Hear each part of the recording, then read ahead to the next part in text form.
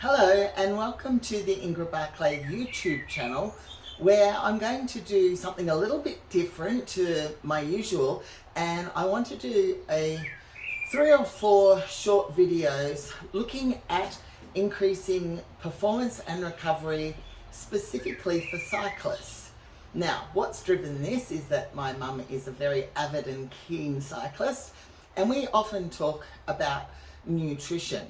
Now, for those of you that don't know anything about me, I am often known to be a coach dealing predominantly with resistance training and certainly bodybuilding and powerlifting. But what a lot of people don't understand is that I actually deal with a lot of endurance athletes, and I'm talking ultra distance, Hawaiian Ironman, triathletes, and indeed cyclists.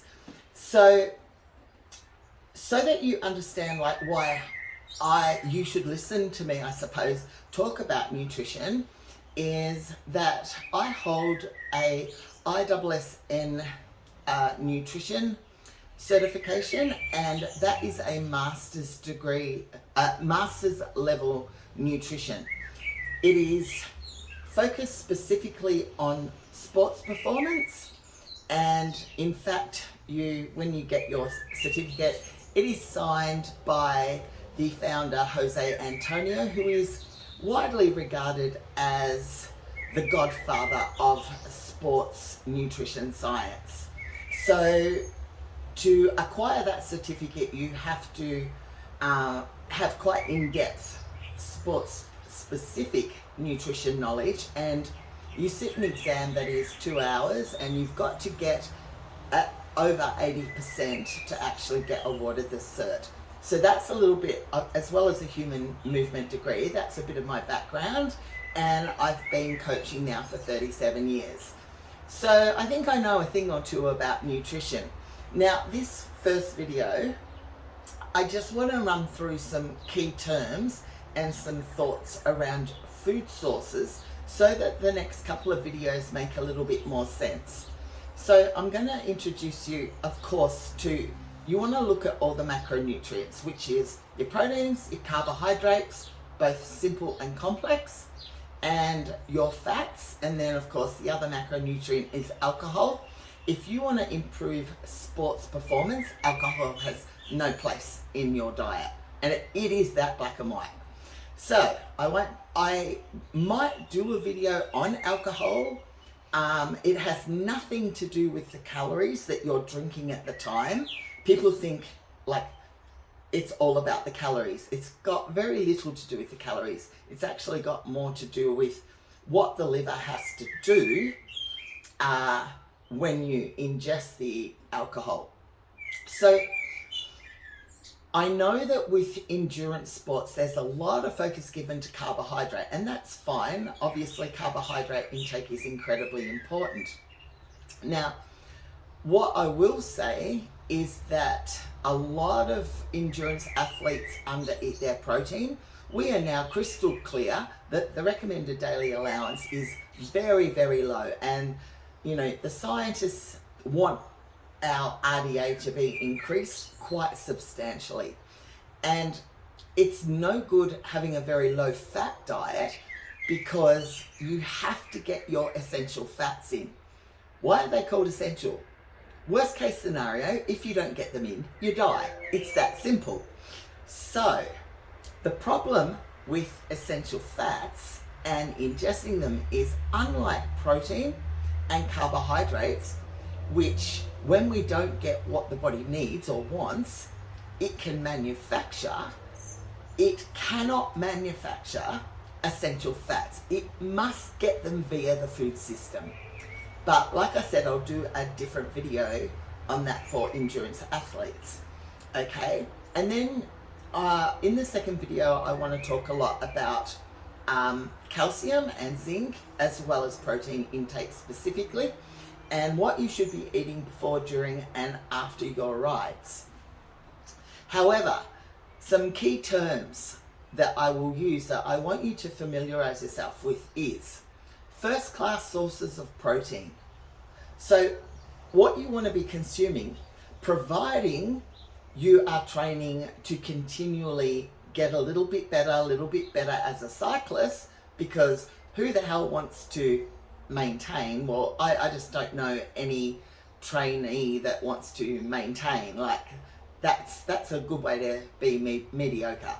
So first class source of protein, for example, would be steak or lean chicken breast, turkey breast, egg whites, protein powder. And an example of a poor class source would be salami or any of your processed meats. So that should be pretty easy to understand. Now, when we talk in terms of carbohydrates, we've got our simple. So that will consist a lot of your fruits, some vegetables, like a lot of plant matter. And you've got your complex or starchy carbohydrates.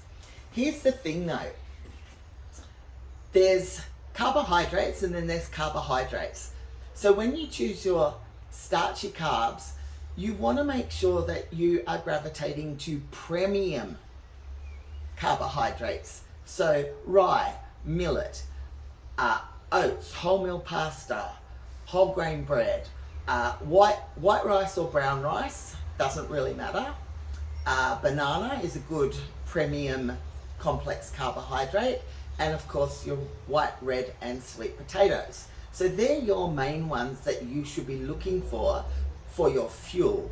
Now, granted, in endurance, so cycling, gels and sugars, like in Gatorade and Powerade, intra, so while cycling, there is a place.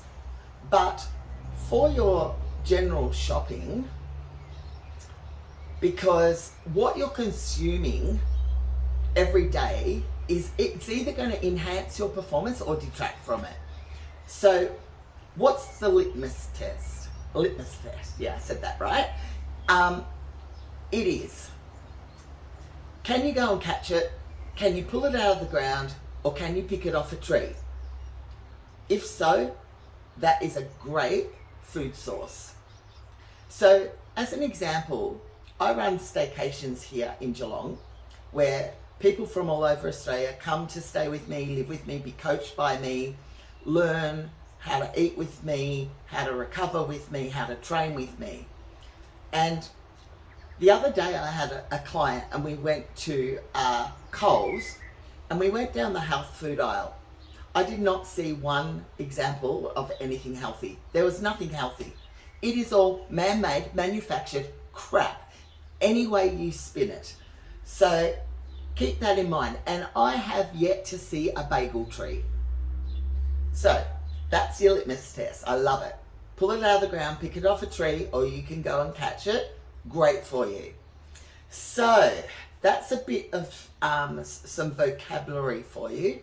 The other thing that I want to talk about for you cyclists is the window of opportunity. So the window of opportunity starts about 15 minutes, or actually if you're going over a 90-minute ride, it would start 2 to 3 hours before your ride, and it'll finish about 2 to 3 hours after your ride. That window is where a whole cascade of hormonal responses are occurring in your body. And we know, once upon a time we used to think it was all about what we eat. Now we know that when we eat those foods is as important, and that is called chrononutrition, or the science of nutrient timing. So what you eat before you ride, during your ride and after your ride, and drink, so your fluid intake of course, and I know you know this roughly, but after being on YouTube last night and watching a few what do cyclists consume, I can see that a lot of cyclists themselves, they don't know what to eat. And yeah, that's why I thought I've got to get on and make some videos for my mum and maybe for some of her cycling friends. So the window of opportunity is an opportunity for you to enhance your performance and enhance your recovery that will set you up for the next ride. So I'm going to leave it at that for this video, and that's at least video 1, and video 2 I will try to do, you know, in the next 24 hours. And I'm going to talk specifically about what you should have before, during and after your rides, depending on how long your rides are. I don't have to deal too much with altitude because I'm going to presume, because this is directed mostly for my mum, around Geelong, you know, there's not too much altitude, and the environmental conditions, sure, they will affect some rides, but it's not really like dramatic, like you're not cycling in Iceland or, you know, whatever. So you get my drift. But anyway, I hope that you enjoyed that and you familiarised yourself with some new terms, so that when I talk about them in the upcoming videos, you know what the heck I'm talking about. So thanks. If you like this video, can you click like, please? Because about 6 months ago, I lost my whole YouTube channel. So I had about 400 videos on there and a lot more subscribers. So it's like I'm starting from scratch. So your likes are really, really helpful, and perhaps subscribe to my new channel. Thank you.